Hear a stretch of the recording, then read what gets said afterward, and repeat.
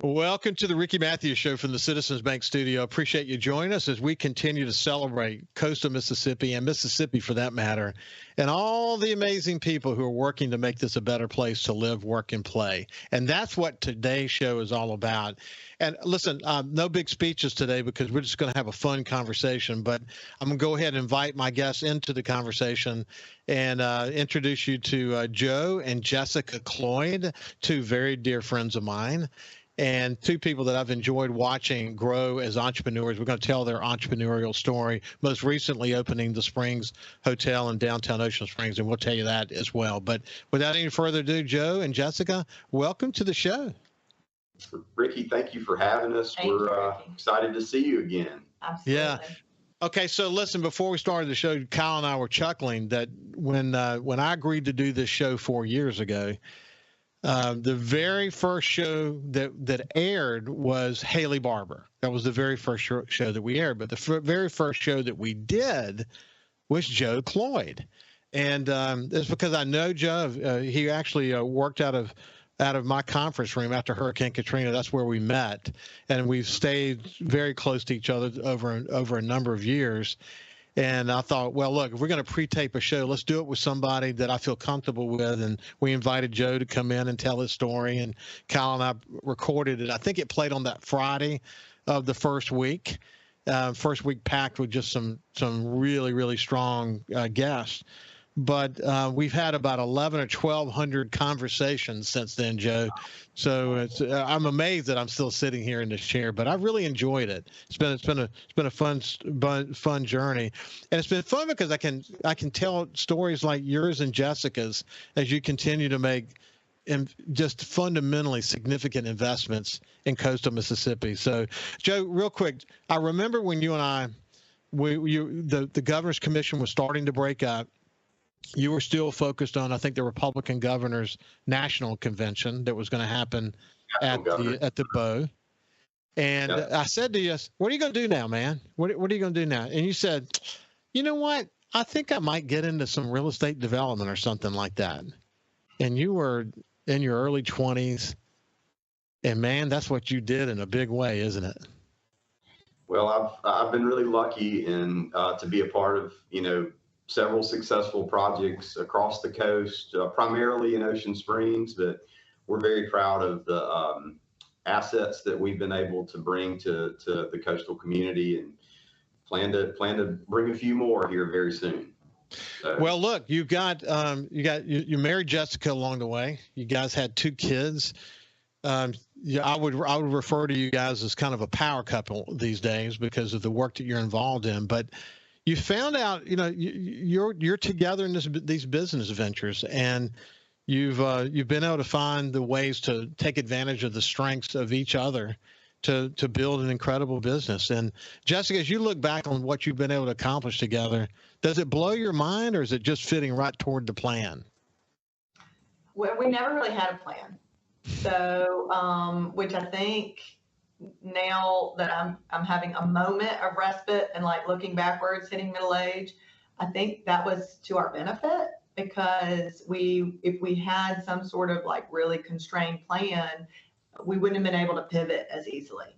So we really just sort of got started, and every time a new project sort of unfolded, we weighed the pros and cons and decided to move forward or not, and just kind of organically those things fell in line. So no, we did not have a plan, and now, like, looking back, because we've been running pretty hard for about 15, 16 years, it does blow my mind a little bit, looking backwards. But there was never a plan. We were just in it and kind of grabbing and moving and hustling, and having kids along the way, and fitting it all in somehow and having fun. So it's been a wild ride. So, Jessica, I had a conversation with Joe a few years ago. So after the Lighthouse assisted living facility had been built, and you were planning to do the memory care addition to that, and Joe said to me, he said, once we get that done, I think I'm going to slow down a little bit. And then you guys were divesting of some of your projects. So you were building the Hemingway. you decided to do the Springs, which turned out to be a gigantic project. I'll tell. We'll actually start with that, and then we'll kind of look back a little bit. But as it relates to the grand opening, it's great to see it. I haven't been there yet, but the pictures are amazing. I made the comment to either Mayor Knight or Mayor Holloway last week that to do a project like you guys do a project, it might be easier just to go down, tear the building down, because when you start peeling back the layers of these old buildings to try to maintain the character and do a project that fits with the city, it's hard. It's almost like an archaeological dig, isn't it, Joe? It is. Renovations are more complicated oftentimes than greenfield, but that's what makes them fun. That's what makes them charming.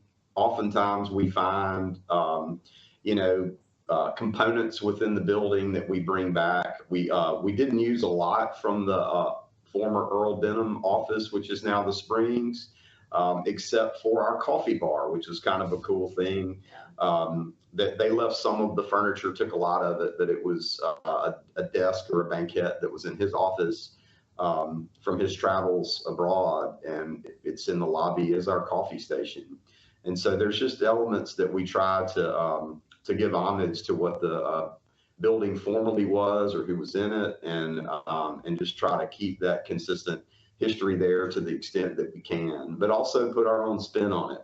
Yeah. Hey, so for people who are not familiar with downtown Ocean Springs or haven't been there in a while and don't really know about the Springs, since it's a new development, Jessica, tell us about where it is and just tell us about the project. What did you end up with and what did you start with? Well, we're essentially right next to the Walter Anderson Museum. I do think that most people have been there, and that's a good kind of way to place it.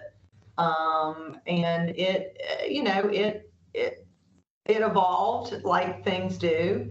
We loved sort of the surprise element. I hate almost to give it away if someone hasn't walked in, but it's kind of an unassuming building from the street. And once you come in, within about 15 feet, this immense sort of tower, if you will, kind of unfolds before you. And it's almost church-like. It's surprising. It's such an amazing piece of that. And Earl, added that tower, if you will. And we loved that we were able to have that surprise element similar to, I assume, what he had there when he built it. It's, downtown Ocean Springs is just bustling. I encourage everybody to get over here. New development is popping up, but what we like about being in historic Ocean Springs for these types of things is that there's a story. There's always a great story, and you find in Ocean Springs a lot of times multi-generations are still here, and there's still a connection. We loved building that particular building over 2 years, or that renovation over 2 years. People were stopping in, people that had worked in the building, people that we had one incredible story of someone that ended up actually being our electrician later, who signed the paperwork to adopt his daughter in one of the rooms. And then when we finally got open, he took his wife as a surprise, and in that same office, we had kind of a complete room, and they did an anniversary there. And I was like, wow, to be a part of that connectivity back with the people that are still here in Ocean Springs and recapturing it, using it in a new way, but still honoring all of the history that had come before was really cool. It's really cool. I love the way you express all of that. And Joe, I couldn't help but think about right after Katrina, you and I having the opportunity to work with Ben Brown and Andreas Giovanni and the Charettes and what we were trying to figure out about how do we rebuild. He said, I remember this one meeting where Andreas said, if you have a column left of a house, rebuild it. Don't lose the character. Don't lose your sense of place.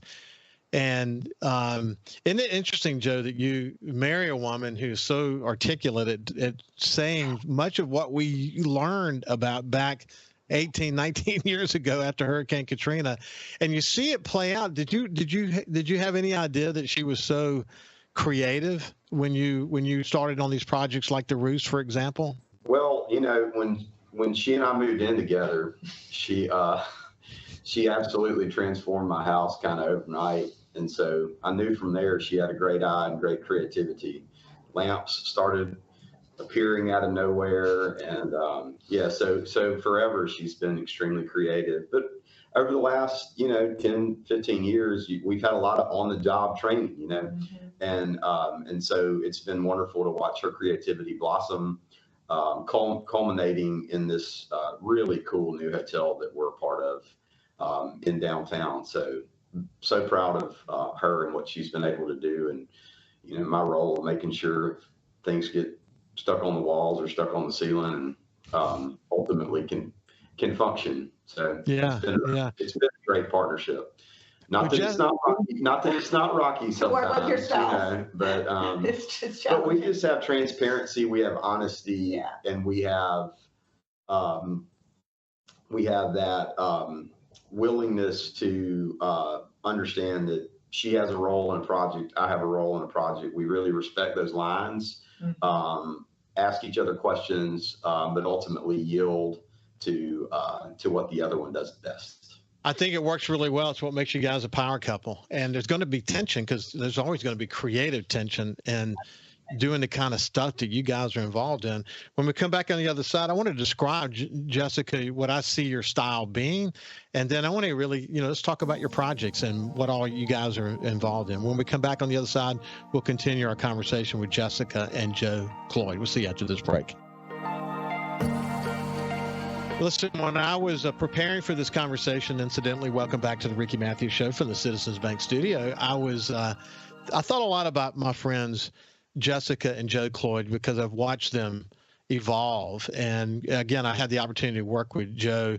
He used to come to the Sun Herald with Haley Barbour as his aide de camp, his assistant, and traveled everywhere with Haley Barbour, and then got assigned to some special stuff prior to Hurricane Katrina. Then Hurricane Katrina hits, and he ends up working out of my conference room for like over a year. So, he and other members of the governor's staff I got to know really well. But I look back at that journey that I watched Joe go on, and then with Jessica and their entrepreneurial efforts, I started to write some notes about the conversation. And I thought, well, innovation, the ability to adapt, leadership in the company, leadership in the community, and the ability to build strong teams, community engagement in a significant way. I mean, you guys are both in different ways involved in community engagement in huge ways. Diversification strategy, different kinds of businesses you're involved with, your entrepreneurial journey. I mean, I could just go on. You got future plans, and how do you sustain that? What's your personal reflection and advice for others who've gone through that? Man, we could eventually during this conversation get into all of that, but it's it's easy to think of those terms when I think about you because you are a dynamic couple and a power couple, I would like to say, because who knows where this is going. You guys, you're building capacity to do things, to invest in things, to build value in the community. Why would you ever stop the synergy from exploding and leaving a tremendous legacy of investment in the community? So that's the way I see you. So why don't you do that, Joe, if you don't mind, and Jessica, you can say what he forgets to say. Joe, why don't you give people a sense of the projects you've been involved in along the way? You've divested some of that, but you're still continuing to launch new stuff. Why don't you give them a sense of what you've been involved in?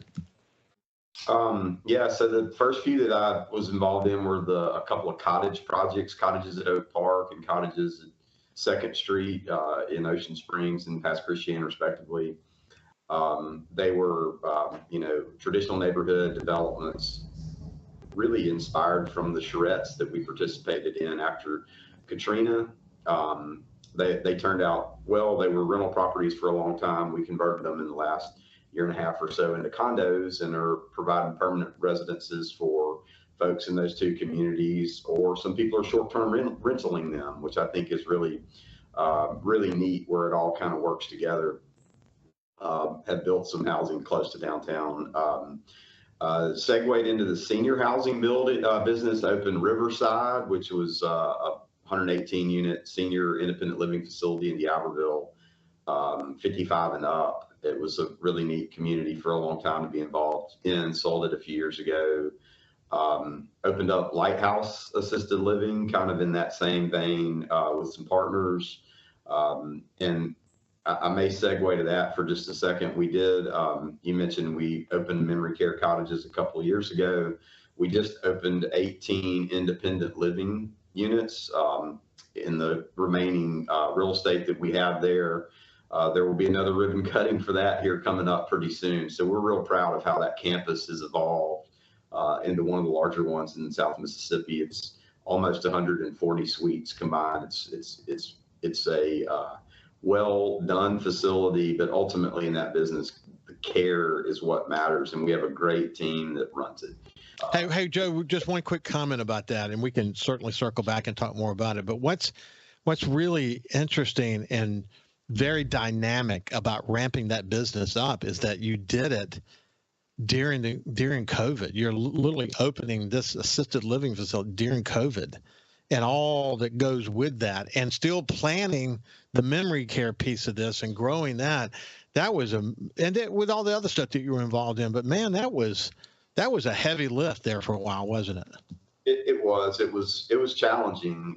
Certainly, COVID impacted our elderly community a lot more significantly than anyone else, and we just put in place very strict protocols and had tremendous leadership. Beth Joachim is our executive director there, and she is a rock star.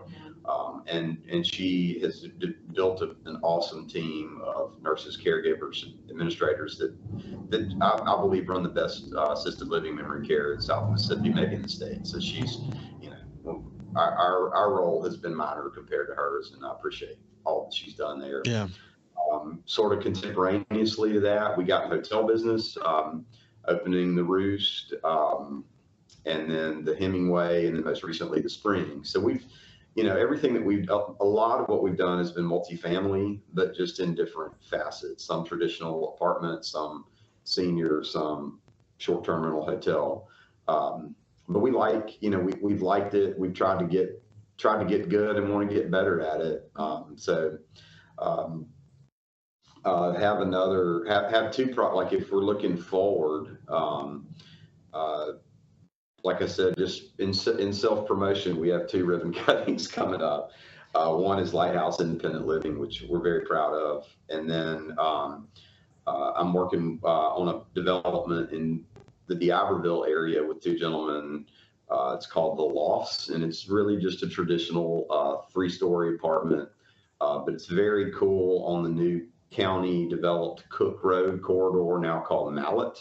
And I think you'll see a lot of amazing other retail assets open on that corridor, but we're the first large project to open there. It's about 160 apartments, and we've opened almost half of it at this point. So it's going really well. It's a really great community, and we've got good management there in place, and are excited about how that's turning out. So that's a snapshot of a few things that I've done, we've done. Have one other I want to mention that's kind of been in the fold for a minute is in Pascagoula, where we were encouraged to come take a look at some things there, and we're close to getting started on the train depot. Have partnered with Cam and Kane Roberts to convert the old train depot into a Chandelier brewery, tap room, and restaurant. I think that'll be it's where, when Amtrak starts really running, it's where Amtrak will start and stop in Pascagoula. And I think that'll be a great welcome or departure place for people coming to check it out over there. And it's kind of like I described the Springs Hotel and the Roost before. It's a building that's worth saving. Mm-hmm. And so we're really just honored and excited to be a part of the up-and-coming community revitalization in downtown Pascagoula. Yeah, Pascagoula, it's amazing. For people who have not been there in a while, you should take the drive over. To me, the more I study it, you think about the historic district and all the efforts to try to find federal and other sources of money to help revitalize downtown Pascagoula. And the emergence of mixed use, which you and I talked about with Andreas Dwani, till we were blue in the face, that we're going to see residential coexisting with commercial, and that's just the reality, because people are going to want to live downtown. They're going to want to live, work, and play downtown. And it's been slow to evolve, but it is evolving rapidly now. If you think about what's happening in cities all across coast of Mississippi, it's happening now in a big way. It seems to me that if you think about Pascagoula, downtown Pascagoula, it's amazing actually that it didn't happen a long time ago. When you think about how far workers at Ingalls and Chevron and all these other companies, how far they had to drive into the boonies to live, and the fact that we're, they more and more than want to live closer to work, more and more than want to live near restaurants and other things they can do downtown. Andres was so right about that, Joe, wasn't he? He was, and I believe that all the downtowns are really embracing mixed use. This building that we're sitting in is a pure example of that. Office space with myself and a couple of attorneys. There's a retail shop next door, hotel upstairs. So it's really, commercial, retail, residential in the structure here in downtown Ocean Springs. And I think we need to just continue to do that, and instead of, spreading out, try to condense in downtowns. Mm-hmm. I think, Pascagoula's done a really good job of the business community and the and local government really coming together. It's really impressive to observe, and not that we don't have the same cohesive environment here in Ocean Springs. It's just you don't have the huge employer base mm-hmm. here like you do in Pascagoula. So it's really a neat thing. And every community along the coast has its own special flavor, and we're happy to be a part of the ones that we are currently. Jessica, what I was going to say, as I mentioned at the last segment, is that you have a design aspect to you that I would describe as casual elegance, maybe with a little eclectic kind of mixed in. You think about where you're sitting at the Hemingway. Gosh, what a beautiful decor there. You think about the Roost, and it's just incredible. I haven't been to the Springs yet, but it seems that it fits perfectly with this kind of eclectic, casual elegance that really fits to the overall theme of Ocean Springs in a beautiful way. But when we come back on the other side, I'll let you say if I described it well or not. So we'll see Joe and Jessica Cloyd on the other side when we continue the conversation. We'll see you after this break. Welcome back to the Ricky Matthews Show from the Citizens Bank Studio. I have my friends Jessica and Joe Cloyd. It's a pleasure to spend some time with them. We get too busy and we don't catch up enough, and it's funny we're catching up on the air so that everybody else can listen. I think that's kind of cool too. So anyway, Jessica, how did I do describing your style, of your decoration style? Yes, great. I mean, the casual elegance, really like we talked in the break a bit, I haven't sat and tried to make a description. For the most part, all of my design time has really just been spent on our own projects. So I've never had to market myself out to the free world, so to speak. But I think that's a perfect way to describe it, because most of what we're doing design-wise, whether it's in the hotel or if it's in the senior living or if it's in memory care, is designed to give beauty for beauty's sake, but to never make anyone feel uncomfortable or stuffy. I want people to come and relax and recharge and be excited about what they're seeing, whether it's in a hotel room or another project. And I know they want to touch it. So I want to encourage like that tactile, immersive experience too. And so everything to some extent has to be on a high bar and in something exciting, and maybe they haven't seen it before, but it really can't be something that can't withstand that tactile experience, or putting your feet up, or whatever it may be, or putting your glass of wine down. Everything's got to survive. And luckily, I want my home to be that way too. And I have two rowdy kids. This is one rowdy kid, really. Martha's perfect. But Joe and our son will really test the limits of things. And so just having the experience in my own home of constantly trying to find things that are to my standard for the home, or just like from a beauty, but also can handle mud and dogs and sand and everything else coming their way. I had a few tricks up my sleeve, and then some of it's evolved, and from there. So, but yeah, I think I like that description. Thank you. It's cool to see because it's a little bit old. It's a little bit new. And Joe, I can imagine her walking into one of your renovations and her looking at a wall or ceiling or something and say, whoa, whoa, whoa, don't take that down. Don't change that. You're already thinking about what the end product's going to look like, even though you still have this archaeological dig you got to do. But it's a cool mixture, isn't it, Joe?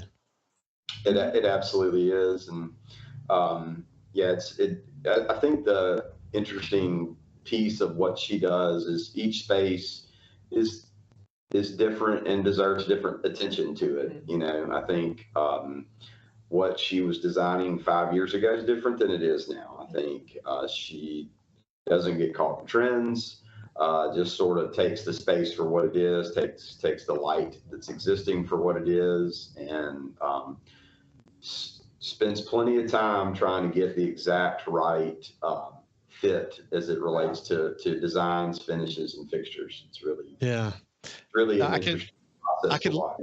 I could literally see a photo book that has all this eclectic designs in it, and the name of it would be Jessica. And in the future, when she does roll out her skills to other people, she'll say, who was your designer? Jessica. She'll be known by her name. That's a Jessica. Oh my gosh. Yeah, that's a Jessica. That's incredible. I could see that, actually. We'll see where all this takes us for sure. Well, Joe, part of the magic sauce, I think, too, and this has been going on for a long time, even since before we really jumped in from the decor standpoint. Poor Joe. Like, I have a vision and I say it into the world, and poor Joe is left trying to make that happen. So a really perfect example of that, if I can go off on that path for 1 second, is Joe wanted to do an oyster fireplace in our home. And I was like, I don't like what I'm seeing. I don't want the pretty side. I've seen a lot of that, great, it's beautiful, but that's not, I want the gnarly side. I want the imperfect side, the outer part of the oyster, but I want you to get it as white as possible. I mean, I need it like pristine. And so he's out like with baby pools and bleach for a month trying to make that happen, until luckily a friend, helped him figure out that he could do like kind of the intense hydrogen peroxide and get them exactly where they were. And once we had that little bit, it became a huge part of our outside installation at the Roost. So I have the creative vision, and then this poor guy's left like to figure it out. So that's really the special sauce. But when you look at this is a wall of oyster shells that you can see on the outside of the Roost. And I remember literally when all that was going together, Joe was literally telling me what he was doing to try to get the oyster shells in the exact way, and then getting the oyster shells, and then the whole process. And people look at that and they say, "Gosh, I wonder where they got that." But they literally dreamed it up and made it. Okay, that's a Jessica. That's another Jessica. And then installed it, and we hand installed it with a couple of people that we trained, because I was real specific about the technique. Yeah. So, I mean, I think that's the other part, is that we're just really willing to get our hands dirty and put the effort in. Like, when I need it to be a certain way, it's just how it has to go. So when you say get your hands dirty, Joe, like the springs, for example, how many days in a row did you have to work to pull that project off? Towards the end, we were hands on deck for the last 90 days, probably. And, cause it just needed to finish and get open. Yeah. And, we had thought and deliberated enough. It was sort of time for that final shove. And, just with every project, you make a few mistakes, but I feel like he didn't make many there. Yeah. It's really very, very a neat project. And the way that it's all set up with Paulette is the gift shop there, Jared and Jesse Partridge, art and flowers. Jared's art is basically the gallery on the first floor. It's really, he's special. And you get this smell of flowers when you walk in, and they have really cool stuff there. So it just really fits, and the entry to it is unique and special. and sophisticated, which is, part of where some of this town's going. Mm-hmm. Some of the towns, got some dive bar element. So that's what's really neat about the community of Ocean Springs. It's like a mix of looking forward, but also retaining what's been done in the past. And I think you can get both of those things in our hotel products in as a whole. So if you think about the category or the universe of boutique hotels that the Condries and you guys are involved in, and how you've done smart use of technology, for example, it's cool what technology has done to enable some of these boutique hotels, isn't it? Yeah, absolutely. And we don't have a front desk at the Springs. It's all done by technology. You get an email on the front end, punch code into your room. And there are staff that are available if there's a problem. So that's just, ultimately the way the world's going. And, with 15 rooms, it's the way that we decided to go about it instead of a traditional front desk. And, some people like to really interact with the front desk and some people don't. And so that's how this product's done. It's really neat. So when you told me a few years ago that you were going to slow down, what the heck were you thinking? Apparently I was lying. I was lying to myself. I don't, eventually we do work on trying to achieve balance in our lives. And there are windows where we get it. Like currently we've got a little bit of work-life balance going on, and we're hoping that can sustain through the year. That's the plan. But the last 6 months of last year was not very balanced. And so we unfortunately wax and wane between balance and imbalance, and we're striving to balance. Yeah. As you know, that was always important to me throughout my career. Yeah. And people used to ask me, how is it that I was involved in so many dramatic change efforts? And I mean, corporately, I was engaged in change efforts, and both Knight Ridder and then Advanced Condé Nast. But also you add into that, you and I worked together closely after Hurricane Katrina, when I went to Alabama to work with Governor Riley. We literally hired you as the executive director to work with us on that effort. And you and I went to sit down with Governor in the mansion, and we walked him through how to design that entire effort. We used the template that we came to know very well after Hurricane Katrina. That it's amazing that when we went on that journey together, isn't it? But what happens though is the more you get engaged, the more challenge it is in terms of trying to find that balance. And when people would ask me, how do I find it? How am I able to do these things? How am I go take the lick for all these change efforts I was involved in? The way I was able to do it was I never lost sight of what was most important. When I got home, I felt like I was in a shelter, and protected.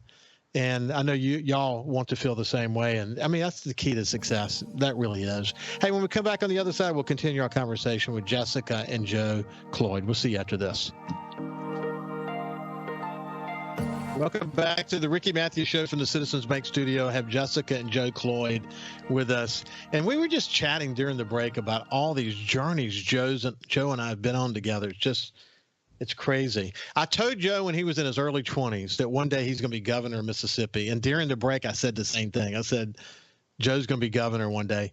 He is an easy guy to underestimate. And people who know him know what I mean when I say that. He is a really smart guy. My son Justin, who's a lawyer in Coastal Mississippi, said of Joe that if he brings a deal to you, don't even evaluate it. Just say yes. So that's a pretty good reputation if you ask me. But I remember, Jessica, he used to come to the Sun Herald, didn't have socks on, representing Governor Barber. And I said, Joe, put some socks on. And he said, I don't have any socks. They all got washed away.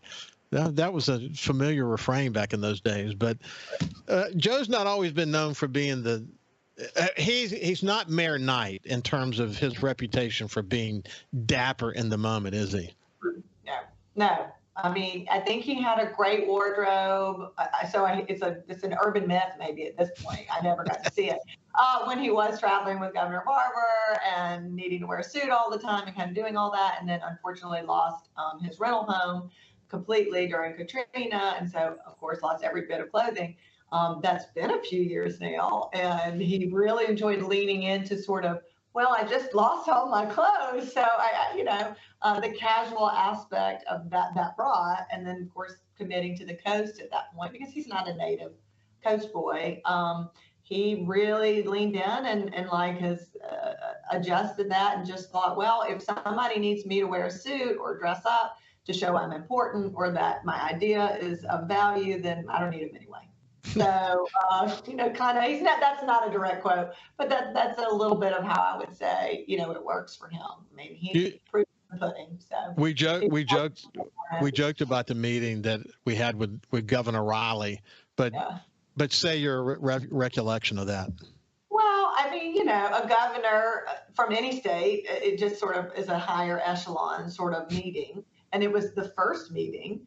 And we were at home and he was about to make the drive over. And I thought, you're not wearing a suit or a tie as much as I could, but probably also not socks, Ricky. I don't know. I can't remember that far back. And I said, I think this is probably not the best way to go about this. Maybe put a suit on, maybe put a tie on, just the first meeting. And I think we settled on a sport coat and that was it, but no tie. There was going to be no tie. He was just adamant about it. And I said, okay, well, that's how that works for you. And then, of course, came back from that meeting and was just nothing but reflecting that it was a great fit. Everybody was on board. And I thought, you know what, that's the last time I'm even ever going to mention it. So it's not necessary. But as you know, Joe, he'll start out in a day working out at the Y and sort of staying in his workout clothes for whatever meeting may happen. That's a lot of it, and doesn't give much credence to adorning for that type of work, because we like to get our hands dirty anyway. Don't know what the day is going to bring. I did dress up for you. Yes, he did. Ricky, I did put on a clean shirt. I did dress up for you.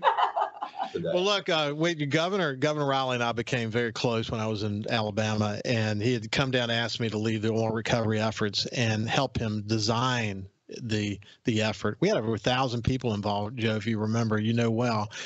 But I asked Joe to come over, and we went up and we sat down with him, and it's just literally like Jessica, like you and me and Joe sitting here together. That's what it was like sitting with Governor Riley.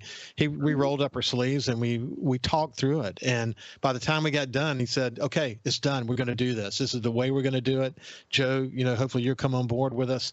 And within a week, we were putting people on committees and rolling. And by the end of the year, we had a book, published about our effort, and was able to do this wonderful transition between him and the next governor. So it was a great example of where it didn't matter what Joe was wearing. All he cared about was what was in his head, his experience. And Joe has the ability to connect with people and make things happen. He understands the political side of things extraordinarily well, as you well know.